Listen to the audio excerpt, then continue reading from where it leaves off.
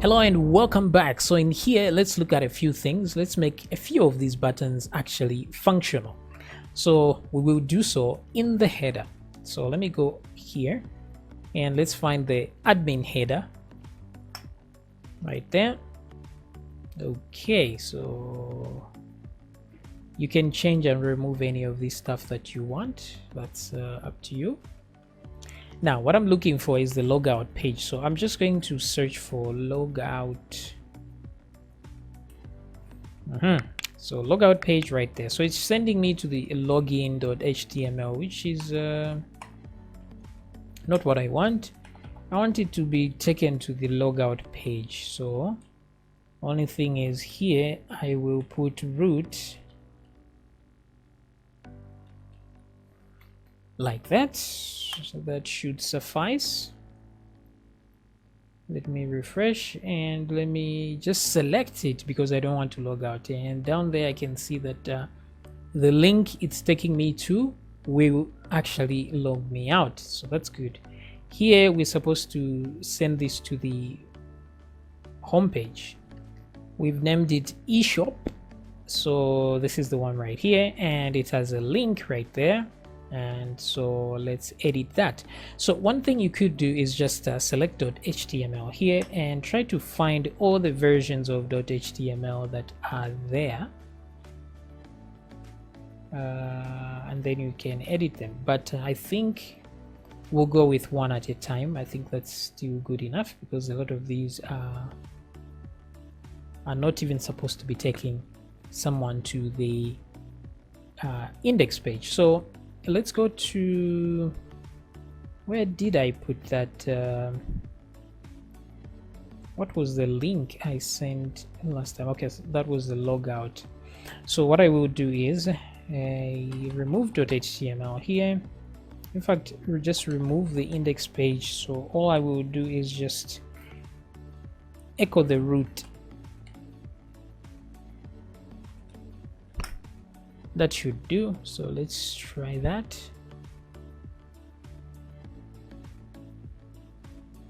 So you see,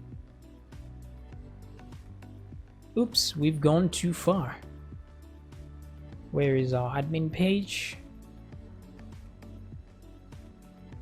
Okay, so it's taking us to the index page, which is awesome. If you hover the mouse on the thing, you see that it leads to the index page. Okay, so far so good. We have our logout. Let's try to log out now and see if it actually works. So click, and as you can see, we've been logged out. The name is no longer there and we are being prompted to log in here. So the logout is working there. Now let me log in. Let me sign up one more user because what I want us to test is the access. So who has access to the admin page and so on. So let's try and create a new profile. Was this username? Name. Let's try Mary. Email address mary@yahoo.com. So just put some random details there and a generic password. What did I miss here?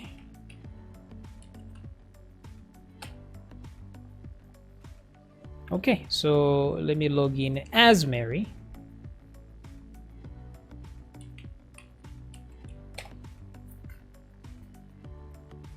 Okay, so now this is Mary here. Now Mary should not have access to the admin page because she's just a customer. So let's see if we go down here, you'll see that the admin section link does not exist, but people can be clever, so they can replace the home with admin. So let's try that and just replace admin.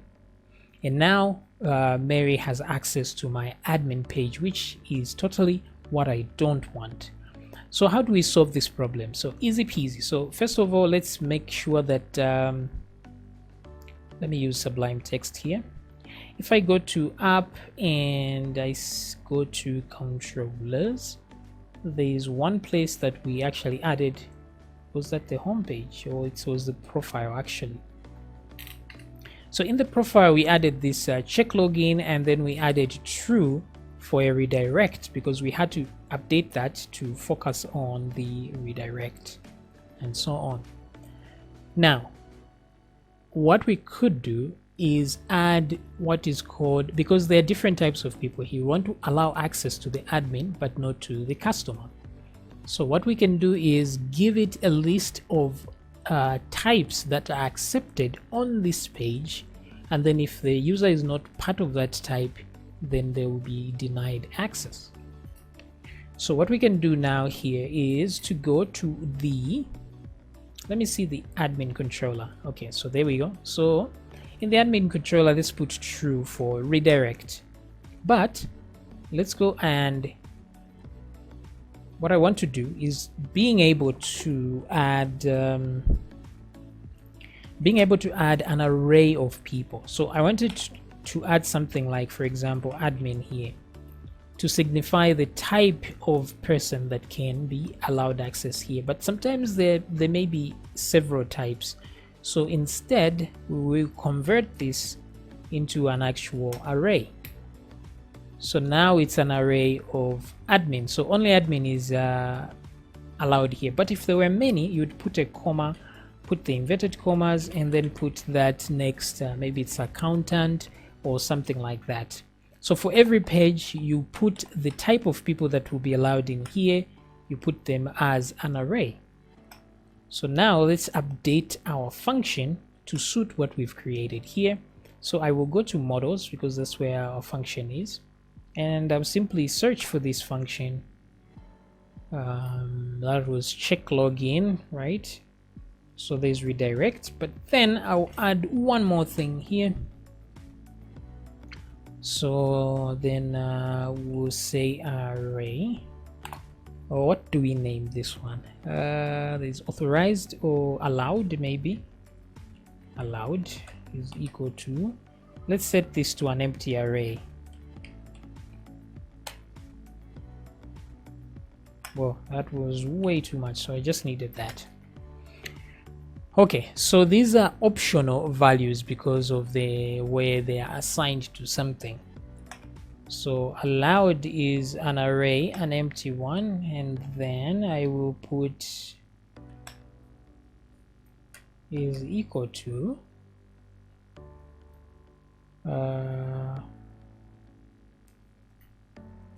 or what we do here is we check if the current user is inside the array. So let's do this. Let's add an if statement. If count, because we know by default it's going to be an empty array, if count allowed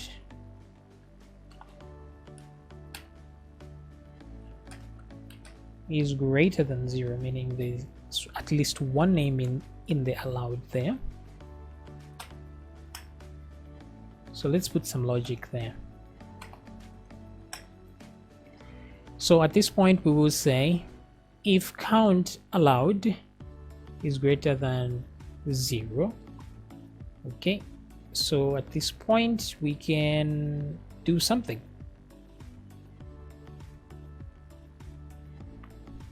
Let's try an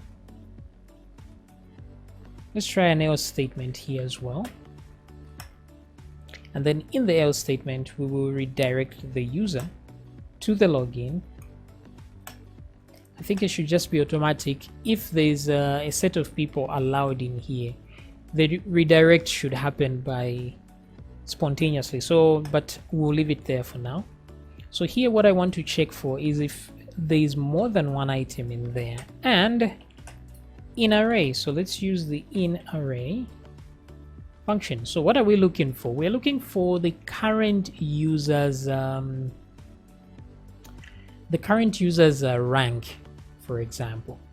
Okay, now we could save the rank inside the URL or the session, but I prefer to actually read from the database every single time, because if somebody manipulates the server or session values, then they have complete access and won't be questioned. So the needle, what we are looking for is let's say rank, or I would just say row. It would probably be something like this. Okay, and then here the haystack is allowed.